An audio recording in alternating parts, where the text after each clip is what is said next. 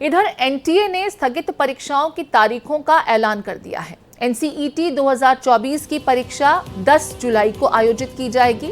तो देखिए, एनटीए जिसके द्वारा कुछ परीक्षाओं की तारीखों को स्थगित किया गया था, अब नई तारीखों का ऐलान करते हुए बताया गया कि एनसीईटी 2024 की परीक्षा जिसे स्थगित कर दिया गया था बीते दिनों, वो 10 जुलाई को आयोजित की जाएगी। संयुक्त सीएसआईआर यूजीसी नेट परीक्षा 25 से 27 जुलाई को होगी।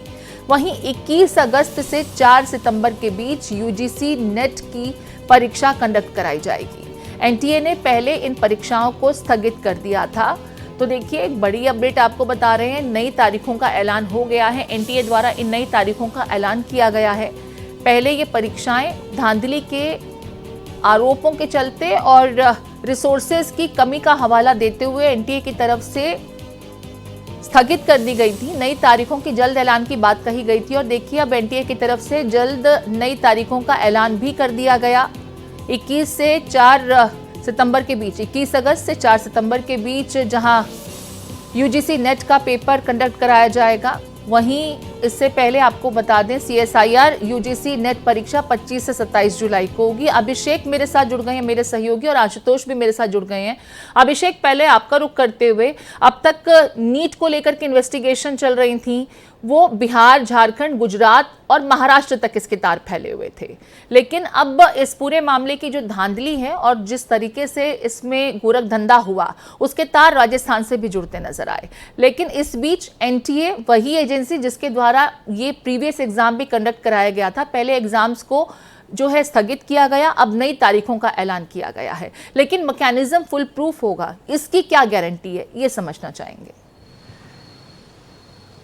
देखिए, जहाँ तक मैकेनिज्म की बात है तो उसको फुल प्रूफ बनाने की कोशिश ये जो एग्ज़ाम हुए थे उसमें भी की गई थी, और जो मैकेनिज्म था उसी से ये पूरा मामला पकड़ में आया था। आपने जैसे बताया कि महाराष्ट्र से इस नीट धांधली के तार जुड़े हुए थे, और महाराष्ट्र से होते हुए ही ये तार जो है वो राजस्थान के झालावाड़ मेडिकल कॉलेज से जुड़े हैं, क्योंकि झालावाड़ मेडिकल कॉलेज में पढ़ने वाली एक स्टूडेंट निशिका यादव, जो कि मूल रूप से भिवाड़ी राजस्थान की रहने वाली है, वो जो स्टूडेंट है वो जलगांव की एक लड़की के बदले में नीट की परीक्षा देने महाराष्ट्र गई थी, और महाराष्ट्र में उसका एक साथी उसे लेके गया था, और वहाँ पर पुलिस की हलचल देखकर वो साथी वहाँ से भाग खड़ा हुआ था। लेकिन जब बायोमेट्रिक सत्यापन कराया गया तो वो मिसमैच हो गया। एग्ज़ाम से पहले जब निशिका यादव वहाँ पर एग्ज़ाम देने गई और वो जो बायोमेट्रिक वहाँ पर टेस्ट किया गया, बायोमेट्रिक कराया गया उनका, तो उस सत्यापन में वो पास नहीं हो पाई और हड़बड़ा गई। हालांकि उसको एग्ज़ाम देने दिया गया, लेकिन एग्ज़ाम के बाद में जब वापस बायोमेट्रिक सत्यापन करने की कोशिश की गई तो वो मिसमैच हो गया। पुलिस ने कड़ाई से पूछताछ की तो उसने सारा राज उगल दिया। इसी तरह से जो दूसरा स्टूडेंट है उसका नाम है भगवान सिंह, वो मेड़ता का रहने वाला है, नागौर ज़िले का, राजस्थान में। भगवान सिंह को उसके ही एक साथी अशोक विश्नोई, जिसका नाम बताया जा रहा है, अशोक विश्नोई बाड़मेर ज़िले का रहने वाला है, और अशोक विश्नोई ने उसे डमी कैंडिडेट बनने के रूप में तैयार किया गया था जी। और चूंकि अशोक विश्नोई का एक मित्र है जो कि पिछले 3-4 बार से नीट का एग्जाम दे रहा था और पास नहीं हो पा रहा था, तो उसके बदले अशोक विश्नोई ने तैयार किया भगवान सिंह को, और वो दिल्ली में जो अशोक विश्नोई का मित्र था उसके बदले भगवान सिंह एग्जाम देने गया और वो वहीं पे पकड़ा गया। इस मामले में दिल्ली में जो वसंत कुंज थाना पुलिस है वो इस पूरे मामले की जाँच कर रही है। इसमें करीब 10 स्टूडेंट्स को पकड़ा गया था और 10 में से 8 को जमानत मिल गई थी। 2 जो है उसमें से एक दिल्ली पुलिस और एक मुंबई पुलिस ने पकड़ा था, उन्हें अभी तक नहीं छोड़ा गया है। और अब ये चूंकि पूरे मामले हैं वो दिल्ली और मुंबई पुलिस से सीबीआई की स्पेशल ब्रांच को हैंडओवर कर दिए गए हैं, तो अब जो ये पूरा मामला है वो सीबीआई की स्पेशल ब्रांच ही देख रही है। पूरी जांच जो है वो सीबीआई को दे दी गई है और इसमें इन 2 लोगों की, जो 2 स्टूडेंट है भगवान सिंह और निशिका यादव, उनकी संलिप्तता सामने आ रही है। हालांकि भगवान सिंह को जिस स्टूडेंट ने, अशोक विश्नोई नाम का जो स्टूडेंट है, उसने जिसने डमी कैंडिडेट बनने के लिए तैयार किया था, उसे छोड़ दिया गया है, उसे सिर्फ पूछताछ करके छोड़ दिया गया था और वो अभी फिलहाल झालावाड़ मेडिकल कॉलेज में ही है। जी ठीक है, मैं लौटूंगी आपके पास में। अभिषेक, आशुतोष का भी मैं रुख कर लूं। पटना में आशुतोष की मौजूदगी है और पटना में ही आज सीबीआई की टीम ओएसएस स्कूल के प्रिंसिपल और वाइस प्रिंसिपल को कोर्ट में पेश करेगी, जहां से रिमांड की मांग की जाएगी। आशुतोष, हजारीबाग से इन दोनों को लेकर के सीबीआई की टीम देर रात पटना पहुंची। 1.5 दिन तक लगभग सीबीआई की टीम ने इन दोनों को सवालातों के साथ ग्रिल करने की कोशिश की। क्या कुछ तथ्य उस दरमियान उजागर हुए जिसके बाद दोनों की गिरफ्तारी हुई और आज कोर्ट में पेश करके रिमांड की मांग की जाएगी। देखिए प्रीति, आज सीबीआई के इन्वेस्टिगेशन का केंद्र बिंदु पटना है, क्योंकि कल ही सीबीआई के तरफ से सीबीआई कोर्ट में अर्जी डाली गई थी और 13 आरोपी जिसे पटना पुलिस ने गिरफ्तार किया था उससे सीबीआई आज बेऊर जेल जाकर इंट्रोगेट करेगी। तो एक तरफ सीबीआई दफ्तर में मेरे पीछे उन आरोपियों से पूछताछ चल रही है, दूसरी तरफ बेऊर जेल जाकर सीबीआई की विशेष टीम उन आरोपियों से पूछताछ करेगी जिसे पटना पुलिस ने गिरफ्तार किया था। कोर्ट ने ऑर्डर तो जरूर दिया है, लेकिन साथ में यह भी क्लॉज लगाया है कि जो आरोपी है उनके वकील भी उपस्थित होंगे पूछताछ के दौरान, और वकील इस मामले में हस्तक्षेप नहीं करेंगे लेकिन टॉर्चर की स्थिति को देखेंगे। यदि इस तरह के हालात बने, सीबीआई की तरफ से टॉर्चर किया गया, तो उसमें वो इंटरवीन कर सकते हैं। तो आज अहम दिन है पटना के लिए, सीबीआई इंट्रोगेशन के लिए, क्योंकि एक तरफ एक टीम बेऊर जेल जाकर उन 13 आरोपियों से पूछेगी, दूसरी तरफ जो पकड़े गए आरोपी हैं जिसमें से 6 आरोपी मेरे पीछे सीबीआई दफ्तर में अभी भी इंट्रोगेशन चल रहा है, जिसमें ओएसिस स्कूल के प्रिंसिपल और वाइस प्रिंसिपल इन दोनों को रखा गया है और सबको एक दूसरे से इंटरेक्ट करा के लगातार पूछताछ चल रही है। कल करीब 10 बजे के आसपास हजारीबाग से लेकर दोनों आरोपियों को, प्रिंसिपल और वाइस प्रिंसिपल दोनों को सीबीआई की टीम लाई थी। थोड़ी देर आराम करने के बाद सुबह 3 बजे तक पूछताछ चली है और इस पूछताछ की सबसे खास बात है कि एक दूसरे से इंटरेक्ट कराया जा रहा है, यानी जिन आरोपियों का नाम सामने आ रहा है फोन कॉल्स के जरिए उनसे इंटरेक्ट कराया जा रहा है, आमने सामने बैठा के पूछताछ किया जा रहा है। तो सीबीआई काफी आगे तेजी से बढ़ रही है, लेकिन जो मुख्य उद्देश्य है कि संजीव मुखिया और रॉकी तक कैसे पहुंचा जाए, और इसी कड़ी में जो प्रिंसिपल और वाइस प्रिंसिपल की गिरफ्तारी हुई है उससे इंट्रोगेट करके यह तय किया जा रहा है कि आपने किस अंदाज में प्रश्न पत्र दिया और कैसे प्रश्न पत्र वहां पहुंचा।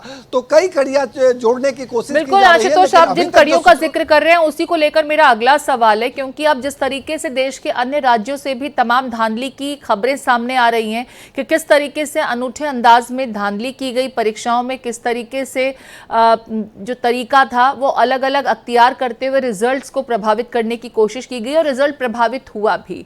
यहां पर राजस्थान के झालावाड़ से एक नया पैटर्न उजागर हुआ।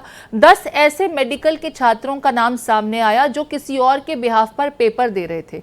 जाहिर है एडमिट कार्ड में फॉर्जरी की गई होगी, हालांकि बायोमेट्रिक पैटर्न पर जब उन्हें वेरीफाई करने की कोशिश की गई तो ये एक्सपोज हो गए और इनका भंडाफोड़ हो गया। बावजूद इसके एग्जाम्स इनके द्वारा दिए गए थे, लेकिन बाद में कार्रवाई के तहत गिरफ्तारी हुई। ये एक अलग पैटर्न सामने आया है, यानी कि जहां जिस अंदाज में धांधली हो सकती थी, इस एग्जाम के दरमियान उन जगहों पर अलग अलग पैटर्न का इस्तेमाल करते हुए धांधली को इनिशिएट किया गया, एग्जीक्यूट किया गया और इंप्लीमेंटेशन भी हुआ, रिजल्ट्स में वो रिफ्लेक्ट भी होता है। ऐसे में सीबीआई के इन्वेस्टिगेशन का दायरा सिर्फ कुछ राज्यों तक ही नहीं, मुझे लगता है जो इंडिया वाइड चारों तरफ है, हर स्टेट में जाकर के इसको पड़तालने की जरूरत है कि धांधली किस किस अंदाज में और किस किस स्तर पर हुई है। देखिए प्रीति, जिस अंदाज का हवाला आप दे रही हैं ये बिहार में ऑलरेडी पहले से चलता हुआ परिपाटी रहा है और इस मामले में भी सीबीआई को यह इंफॉर्मेशन है कि कुछ स्टूडेंट किसी स्टूडेंट के बदले यानी डमी स्टूडेंट बनकर एग्जाम में बैठे हैं। हालांकि सीबीआई अभी इस बात की पड़ताल करने में जुटी है कि कहां से प्रश्न पत्र निकला और कैसे निकला। जहां तक झारखंड कनेक्शन की बात करें तो वहां पे ब्लू डार्ट कुरियर जिसने प्रश्न पत्र को गाड़ी से भेजा और 2 से 2.5 किलोमीटर ई रिक्शा के जरिए सेंटर तक पहुंचाया गया, वहां पे कैसे इस प्रश्न पत्र को लीक किया गया है इस पे वर्कआउट कर रही है सीबीआई। और सीबीआई का पूरा ध्यान इस बात पर है कि जो प्रश्न पत्र लीक हुए हैं वो किस अंदाज में हुए हैं। कई जगह सीसीटीवी भी खंगाला गया है। ई रिक्शा जिसका हवाला दिया गया था कि ब्लू डार्ट कुरियर का जो वैन था उससे उतार कर ई रिक्शा के जरिए 2.5 किलोमीटर क्यों पहुंचाया गया, तो ये तमाम सवाल वाइस प्रिंसिपल और प्रिंसिपल से पूछे जा रहे हैं। लेकिन जिस पैटर्न का आप हवाला दे रही हैं, ऐसे 15 से 20 लोग रडार पे हैं सीबीआई के और उसमें कुछ डॉक्टर्स भी हैं जिनके बच्चों का भी एडमिशन हुआ है या जिन्होंने सॉल्वर गैंग के रूप में काम किया है। तो इसमें बिहार जो है वो पूरी तरह से इन्वॉल्व है, चाहे पैटर्न कुछ भी हो। और जिस पैटर्न का हवाला दे रही है, ये पूरा का पूरा जो गोरख धंधा रहा, ये जो धांधली हुई, ये जो सिंडिकेट यहाँ पर इन परीक्षाओं में सेंध लगा करके नकल कराने से लेकर के रिजल्ट्स तक को इन्फ्लुएंस कैसे कर सकते हैं या मैनिपुलेट कर सकते हैं, उन तमाम कोशिशों में बिहार लगातार चर्चाओं में केंद्रित रहा है। मैं एक बार फिर से अभिषेक आपका रुख कर रही हूँ।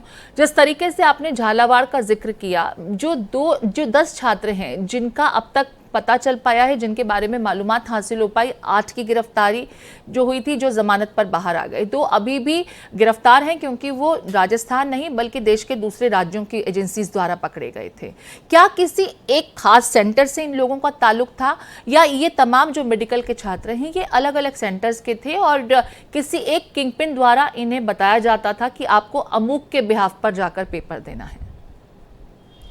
देखिए, अभी तक की जो जांच हुई है उसमें जो पैटर्न सामने आया है उसमें दोनों अलग अलग सेंटर्स के बताए गए जो डमी कैंडिडेट्स बने थे, उसमें से जो एक युवती है वो महाराष्ट्र में गई थी जलगांव की एक लड़की के बिहाफ पर एग्जाम देने डमी कैंडिडेट बनकर, और जो भगवान सिंह नाम का जो लड़का है वो दिल्ली गया था किसी और का डमी कैंडिडेट बनकर। तो दोनों जो हैं वो एक तरीके से पूरा नेक्सस है जो अलग अलग राज्यों में ऑपरेट हो रहा है। हालांकि इस बारे में जब मेडिकल कॉलेज प्रशासन से पूछा गया तो पहले तो मेडिकल कॉलेज प्रशासन ने इसे बिल्कुल सिरे से खारिज कर दिया था, लेकिन शुक्रवार को जब ये पूरा मामला सामने आया, जब सारी परतें खुली, तो उसके बाद में मेडिकल कॉलेज का जो एडमिनिस्ट्रेशन है उसने ये एडमिट किया कि हाँ, कुछ लोगों से पूछताछ हुई थी, कुछ स्टूडेंट से पूछताछ हुई थी। दिल्ली और मुंबई पुलिस उन लोगों को ले गई थी, जिसमें से 8 को छोड़ दिया गया है और 2 अभी भी दिल्ली पुलिस की गिरफ्त में है, एक मुंबई पुलिस की गिरफ्त में है। जो युवती है उसने अब तक की जांच में बताया कि उसे पैसों की सख्त जरूरत थी, उसके पिता की नौकरी चली गई थी और उस वजह से उसने काम किया। और ये जो पूरा प्रकरण है इसमें 15 लाख रुपए की डील होना बताया गया है। हालांकि अब तक जो जांच हुई है उसमें ठीक है, आर्थिक मजबूरी यहाँ पर बताया जा रहा है अभिषेक, लेकिन इतना भी तो तय है और ये साफ स्पष्ट रूप से उजागर भी हो रहा है, जाहिर भी होता है कि कहीं ना कहीं किस कैंडिडेट को किस कैंडिडेट के बदला डमी बना करके एग्जाम्स में बिठाना है, इसे ऑपरेट करने के लिए कहीं कोई बीच में पायवट पे कोई बंदा है, यानी केंद्र बिंदु में कोई ऐसा व्यक्ति है जिसका चेहरा बेनकाब होना चाहिए, क्योंकि अगर वो बाहर है तो न मालूम वो ऐसे और कितनी परीक्षाओं में पेपर को मैनिपुलेट कर रहा होगा इन छात्रों की मदद से, और रिजल्ट उससे जाहिर तौर पर फर्क पड़ता है, नतीजों पर उसका असर पड़ता है, जिससे मेधावी छात्रों के भविष्य के साथ में जरूर नाइंसाफी होती है। बहुत शुक्रिया विस्तार से तमाम स्थितियों को बयां करने के लिए आशुतोष और अभिषेक आपका।